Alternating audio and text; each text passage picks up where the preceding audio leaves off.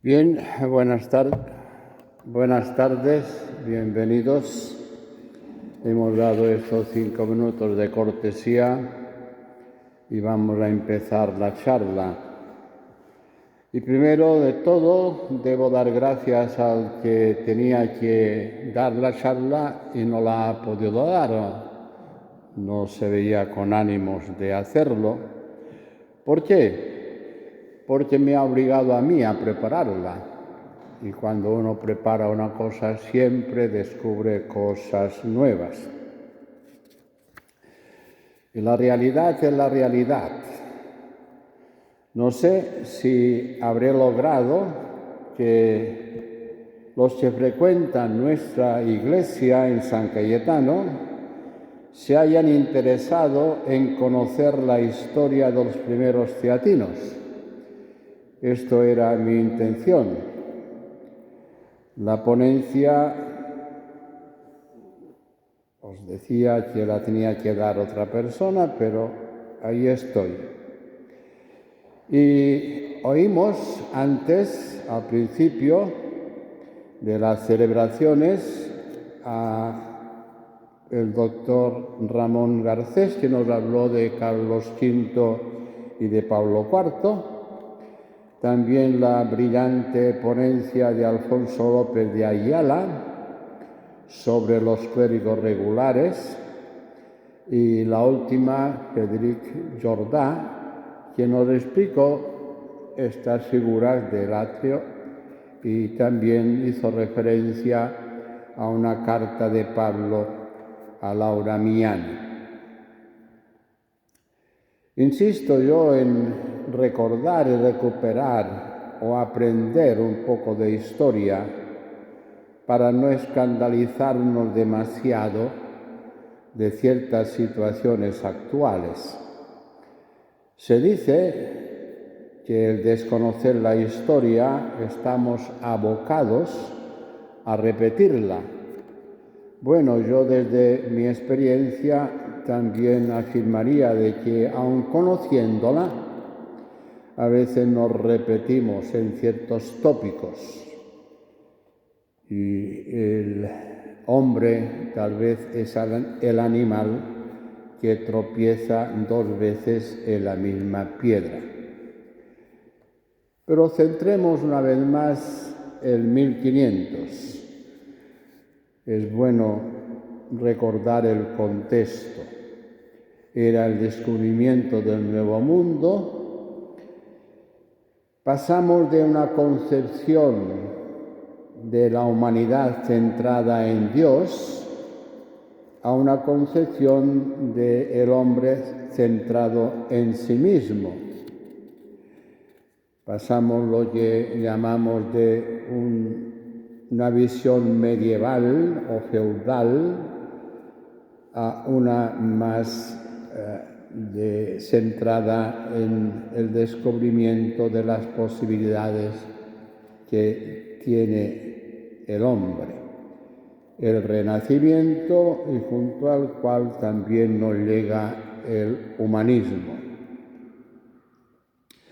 En lo religioso, junto a los grandes escándalos de dejarse llevar por lo que podríamos llamar paganismo, surgen también hombres que buscan con sinceridad para consigo mismos, a la vez que quieren purificar los escándalos.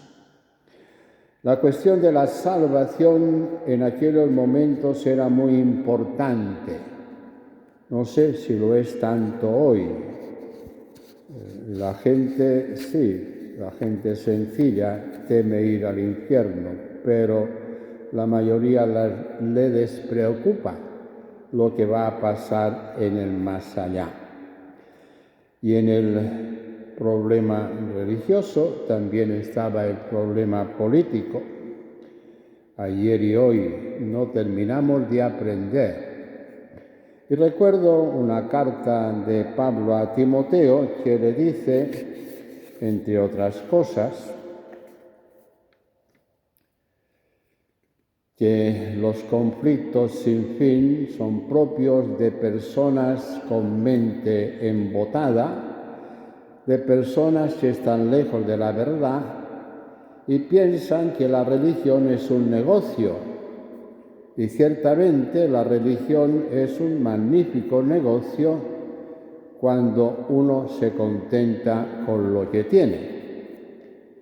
Pero no era esto lo que pensaban al final de la Edad Media. Ciertamente se buscaba uno enriquecerse, pero esto sale muchas veces en la Sagrada Escritura también. Pero los hechos son los hechos, dice un historiador, Uber Gedin. Y luego vienen las interpretaciones de los hechos. Y no hace falta ir más lejos, todos podemos meditar esta afirmación de Gedin. Hay concentraciones, hay manifestaciones, y los que ven estos hechos los va a interpretar cada uno a su manera. Esta es la gran dificultad, la interpretación de los hechos. Y el hecho es que ante los escándalos de la Iglesia surgen personas que quieren reformar o volver a la forma primitiva.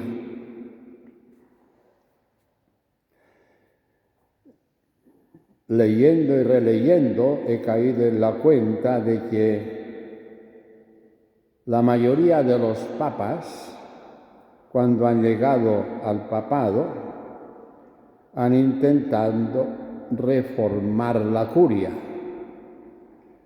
El papa actual también lo intenta, pero encuentra muchas dificultades. Y la mayor o las mayores es la cuestión económica. Nos aferramos al dinero más que a tener esta relación de fraternidad con los hermanos. Lo primero que hizo el teatino Pablo IV fue renovar precisamente la cuestión de las indulgencias, la dataría, aquellos que cobraban y vendían los bienes eclesiásticos. Es ciertamente una gran dificultad, pero ya la encontramos también en el Evangelio, cuando Jesús nos recuerda: no podéis servir a Dios y al dinero, porque hay una cierta antagonía, y no hagamos del dinero un Dios. Y el caso es que tendemos a hacer del Dios o del poder o del dinero un Dios. Y no es esto lo que el hombre necesita. El hombre necesita encontrarse consigo mismo y encontrarse con Dios. Estos autores, Luis Pastor, historiador de los papas, y Hubert Gedin, ciertamente dan muy importancia a que la reforma, la que llamamos reforma luterana, no empezó con Lutero, sino que ya antes de Lutero había mucha gente que trabajaba en reformarse. Un detalle curioso, entre otros, es que un momento dado la jerarquía quería reducir las órdenes monacales y también las mendicantes, le parecía que había demasiadas órdenes. El caso es que una cosa es lo que piensa la jerarquía y otra cosa es el espíritu que guía a la Iglesia. Y el caso, al final, el hecho es que no se redujeron las órdenes religiosas, sino que se multiplicaron, porque empezaron a surgir los reformados, los que eran más exigentes y los que eran más laxos. Y esto ciertamente era el movimiento que había en aquellos momentos. Unos querían de verdad reformarse y otros ya les venía bien como estaba. Sobre todo había grandes tensiones entre los superiores generales que no querían perder sus miembros y entonces eran un poco dejados. Bueno, tú haz lo que te parezca con tal de que no te salgas de la congregación. Pero surgieron también otros grupos. Además de que también las fraternidades o cofradías que había en la Edad Media, unidas también a las congregaciones religiosas o a los monjes y a los conventuales, ellos también buscaban una reforma, buscaban ser más auténticos, de tal manera que había aquellos grupos que creían que flagelándose,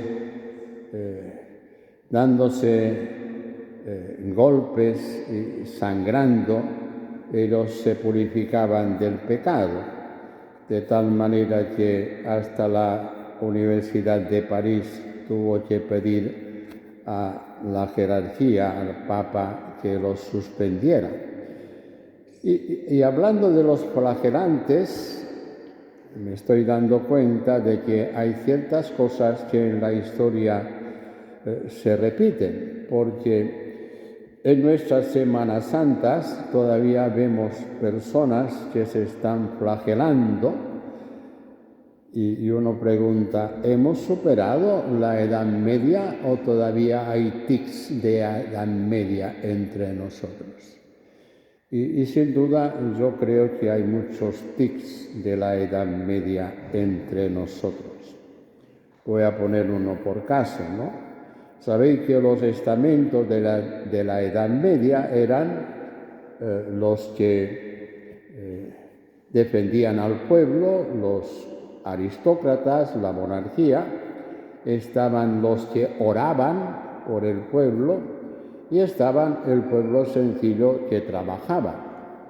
El caso es que todavía hay personas que vienen a decirte a mí o a las religiosas, usted que está más cerca de Dios, ruega por mí. No, el sacerdote y el religioso no está más cerca de Dios. Está igual de cerca de Dios que cualquier bautizado. Pero esto era, en verdad, también una idea de la Edad Media. Y estas mismas congregaciones o fraternidades también buscaban reformarse e instruirse un poco más. Siempre los ha habido que se han creído más puros que los demás, ayer y hoy.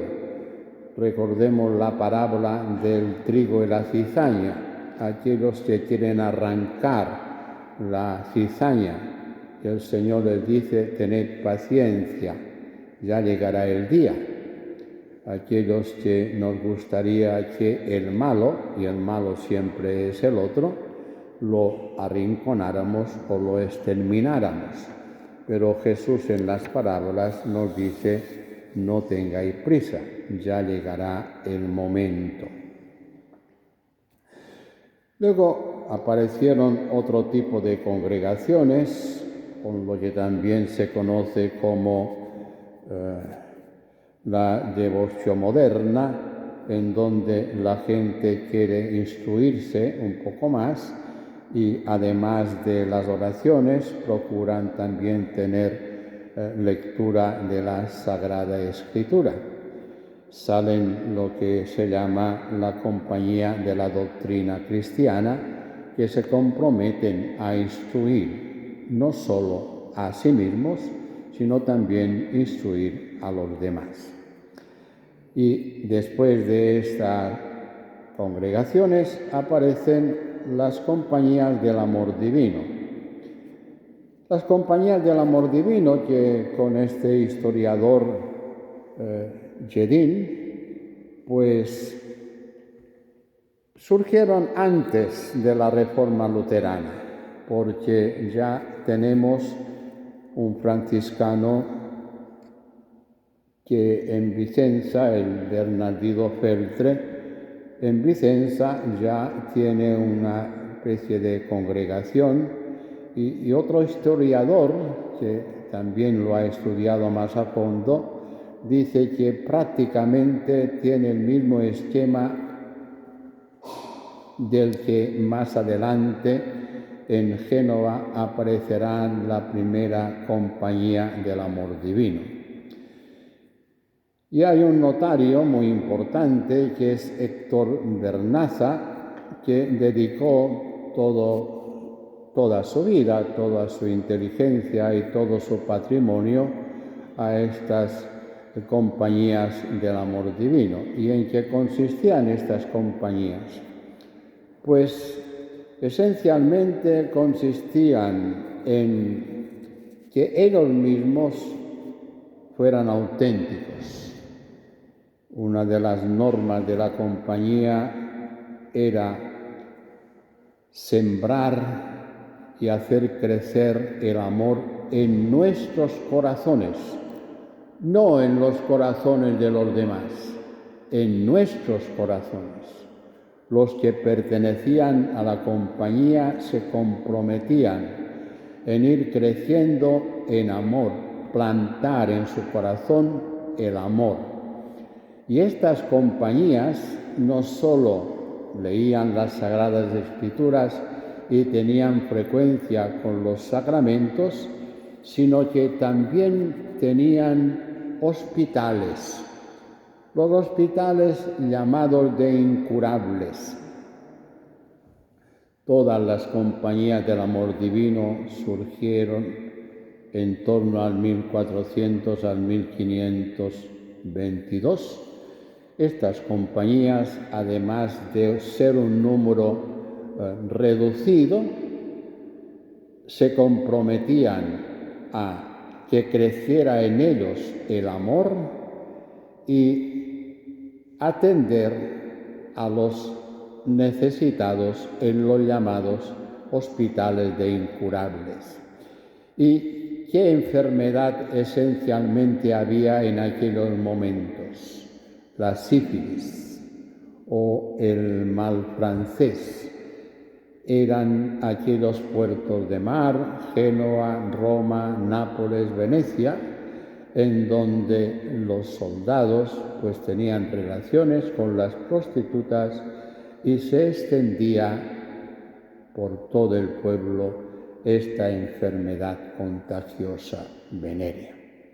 Sí, a esto se dedicaban los de la Compañía del Amor Divino, tanto en Génova como en Roma. En Roma ya había una congregación y Héctor Bernaza edificó un hospital también para que los que pertenecían a estos grupos pequeños pudieran ejercer su caridad. Es, en verdad, muy edificador el que en vez de criticar a los demás que las cosas no iban bien, ellos procuraban reflexionar sobre sí mismos. Y también un detalle importante, que los grandes humanistas de aquellos momentos pertenecían o estaban relacionados con estas compañías del Divino Amor, entre ellos el cardenal Paul o el mismo Erasmus que era canónigo regular, que tenía una dispensa, pero el gran humanista tenía relación con la comunidad o la compañía del amor divino en Roma. Y de Roma, San Cayetano la pasó a Venecia, en donde fundó también un gran hospital para incurables. Para mí ciertamente ha sido muy aleccionador el poder buscar textos y entre las compañías de distintos lugares, Brescia, Verona, Roma, Génova, también había intercambios entre ellos. No he encontrado muchos, pero sí tenemos uno que también es aleccionador. Cayetano escribe una carta a los de la Compañía del Amor Divino de Saló, agradeciéndoles que les proporcionara una imprenta para que en San Nicolás de Colentino los padres pudieran estar ocupados en el trabajo y así también poder vivir del propio trabajo. Es una carta muy bonita dirigida a los hermanos de Saló. Esta la tenemos. Y no tengamos miedo, ciertamente, a la revisión de la historia. No tengamos miedo, porque hay muchas cosas también a veces inventadas por no conocerse, pero cuando encontramos documentos tenemos que dar fe y estudiar profundamente qué hay de auténtico o de falso en estos documentos que encontramos. Hoy día los estudiosos dan mucha importancia a revisar la historia. Y voy a poner un ejemplo de revisión histórica. La mayoría de congregaciones en las crónicas normalmente se anotan las conversiones que han tenido. El padre fulano ha predicado y ha habido tantas conversiones, tanta gente que se ha convertido. Pero ahora han encontrado otras crónicas que en vez de hablar de las conversiones, hablan de las bajas que han tenido. En nuestra comunidad ha habido tantos mártires.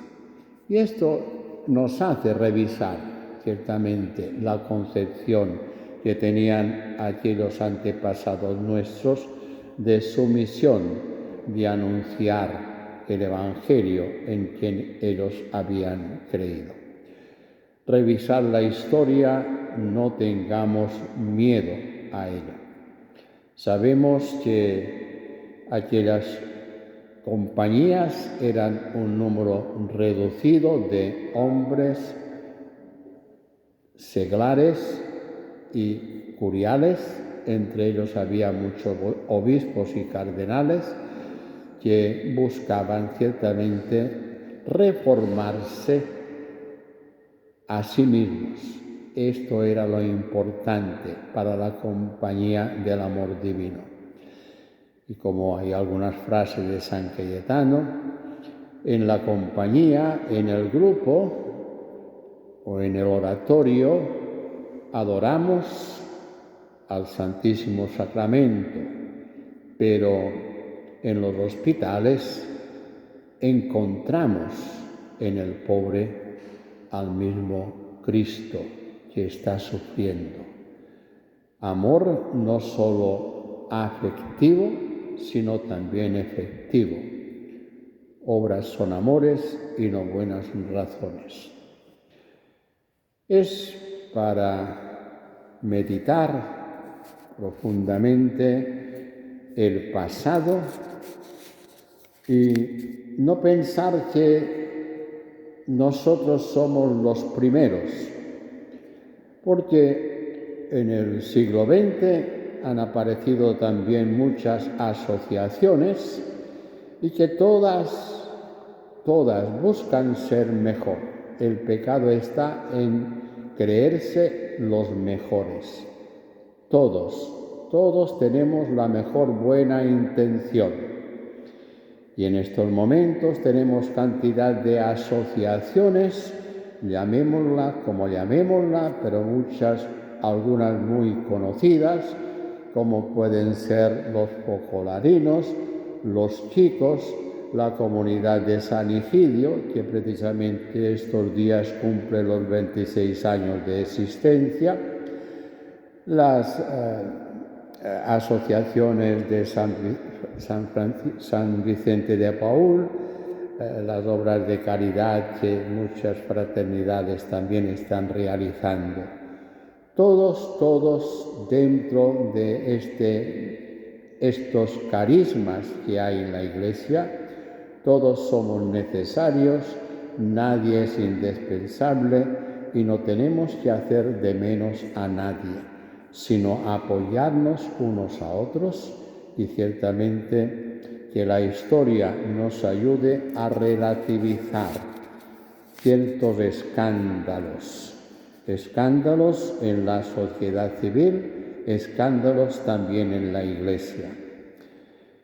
El otro día, con un poco tristeza mía, pues me dijeron que algunos buenos fieles, al terminar el rosario, rezaban un Padre Nuestro para la conversión del Papa.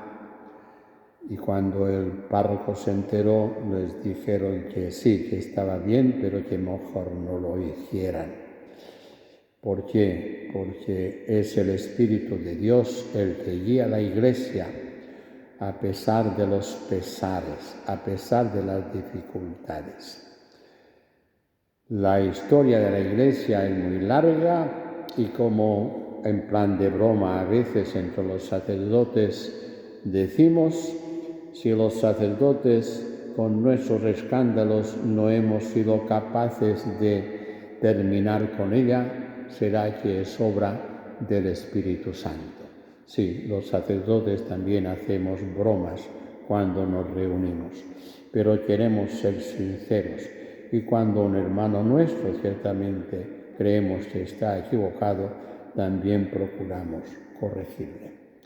No sé si os ha servido de algo mi reflexión, pero para mí sí que me ha servido saber relativizar los escándalos de hoy y los de ayer. Somos débiles, somos pecadores y ahí estamos, cayendo y levantándonos una y otra vez. No sé si vale la pena alguna pregunta que no hayáis entendido. Javier Cobas, ¿ya está aquí o todavía no? Ya estoy. Es que ha dicho que se había olvidado algo, ¿no? Y que venía enseguida.